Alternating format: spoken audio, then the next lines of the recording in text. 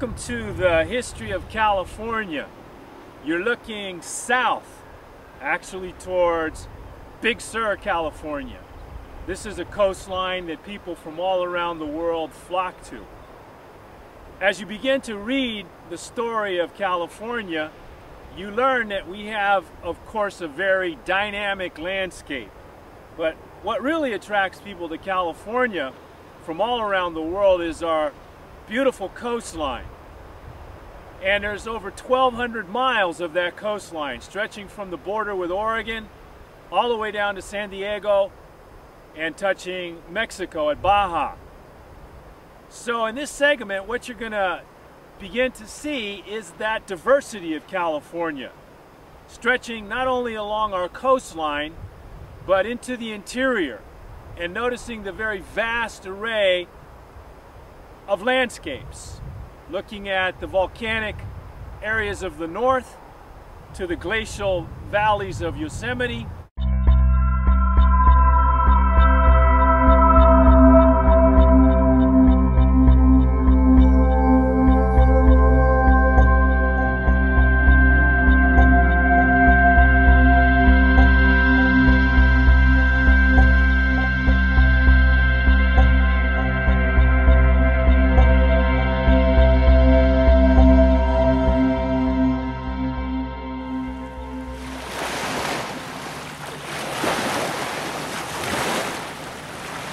Up in the Sierra is Lake Tahoe, also known as the Jewel of the Sierra.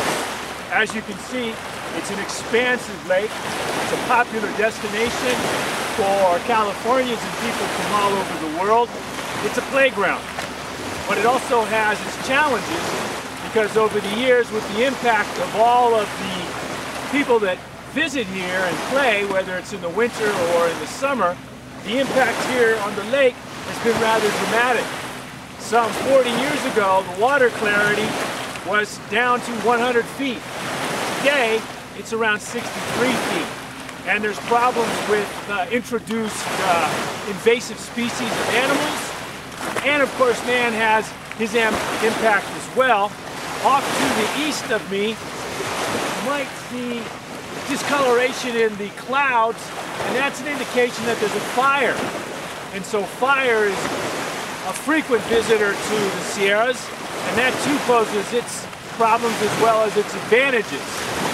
It's important to recognize that the Sierras stretch for a few hundred miles, both north and south, and of course east and west out of the San Francisco Bay Area. Again, making it a very attractive place for people to come up and experience the high Sierras.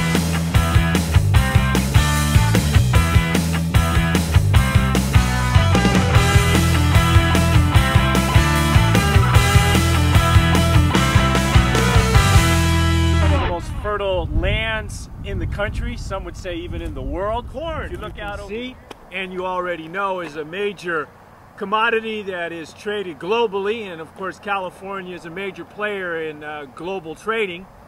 All kinds of commodities in foodstuffs.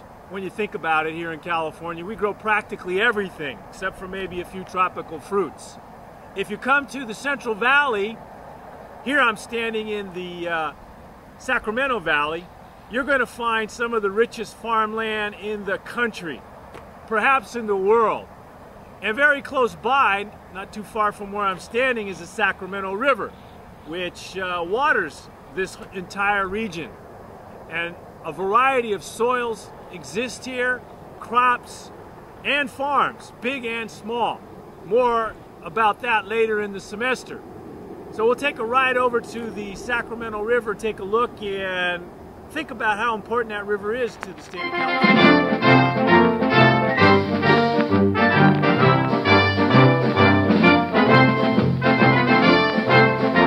The sun begins to set here on the Sacramento River. This is a very key region of the state in terms of, as I've already pointed out, agriculture. And of course, that's intimately involved with water. And so I'm going to learn this semester about water policy.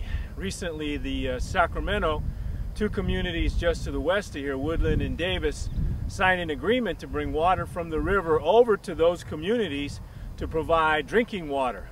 So not only does it provide water for the farms up and down the Central Valley, but it's also a source of water for drinking. And so it plays a variety of important uses for various communities all up and down. Of course, you have the important salmon runs that aren't as big as they once were, but there's always hope that that will in the future return to what it had been, but only if we are careful to take care of this precious resource.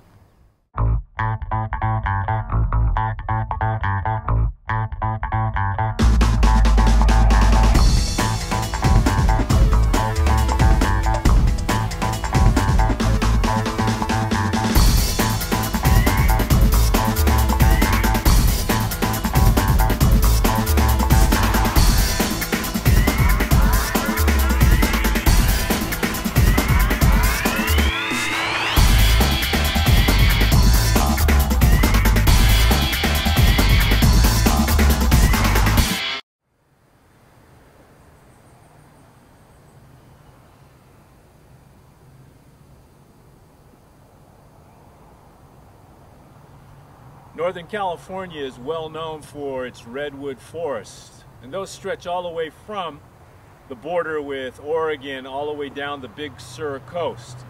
But here in the San Francisco Bay Area, wasn't so long ago that you would have found these redwood trees all around the bay.